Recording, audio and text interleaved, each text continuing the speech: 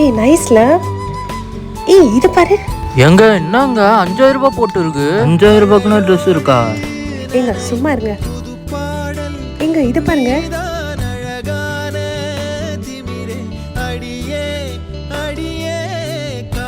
8000 ரூபாவா? ஏங்க இது பாருங்க. நல்லா இருக்குங்க. ஆனா இங்க ஒரு மாசம் சம்பளங்க ஒரு ட்ரெஸ். ஏங்க சும்மா வாங்க, நான் வாங்கி தரேங்க.